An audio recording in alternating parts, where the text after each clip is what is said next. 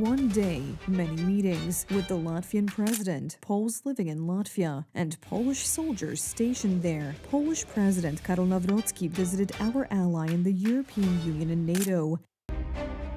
And the Polish embassy in Latvia sent a dirty car to Riga airport to drive President Nawrocki to all these meetings and then back to the airport.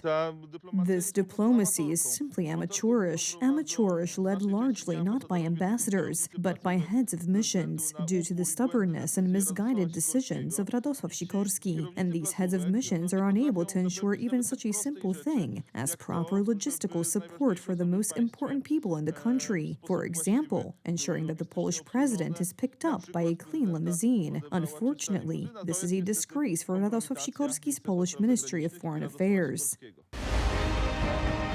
This is how President Karol Nawrocki traveled to Latvia, under the supervision of Radosław Sikorski's officials.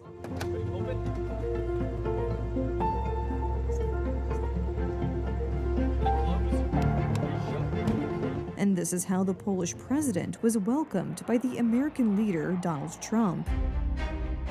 Minister Radosław Sikorski himself does not see a problem and is trying to turn the diplomatic scandal into a bad joke. I sincerely apologize to the president for the fact that the Latvian side, using the rain as an excuse, provided the president with an uncleaned car.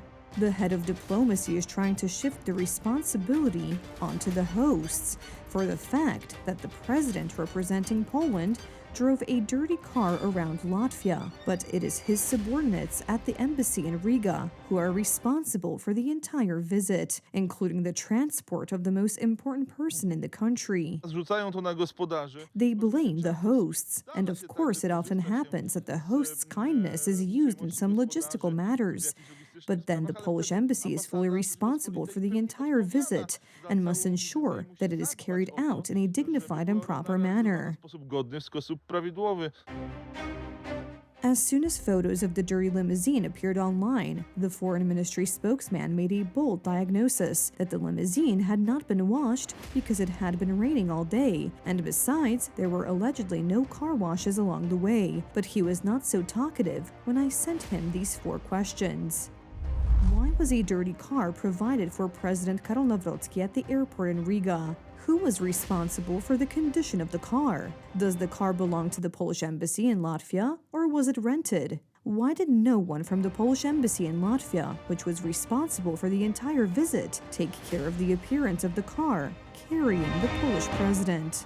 Polish diplomats in Riga were asked the same questions and have remained silent so far. Similarly, they remained silent about Karol Nawrocki's visit to Latvia itself. There was no information until internet users pointed out that it would be worth at least mentioning that the president had arrived. This kind of ignorance is unbelievable in the diplomatic world. It may be malice, but it is simply so shocking that it is difficult to describe. Perhaps Radosław Sikorski's officials have more interesting things to do than represent Poland with dignity. Remember, Mr. Shikorski's colleagues at the embassies are there to go to receptions, wear tuxedos, take over residences, or send their children to British schools, not to care for the prestige of the Polish state and the President of Poland. Here the minister has a grudge against the host countries. In his opinion, ensuring respect for Poland is a task for officials from other countries, not Polish officials sent there because of their connections with Mr. Shikorski. Such a situation would be unthinkable in either America or Europe. If French President Emmanuel Macron had gone to a meeting in a dirty car, his head of diplomacy would not have found a job, even at a car wash. If French President Emmanuel Macron had been given a dirty car during a state visit to an ally, the minister would have faced serious consequences. He could even have lost his job.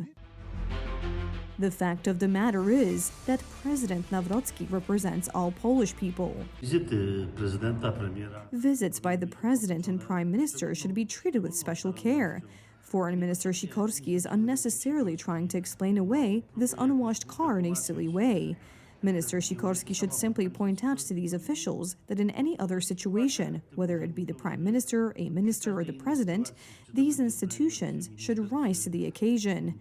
Let us protect and build Poland's good name, and not make ourselves look ridiculous abroad.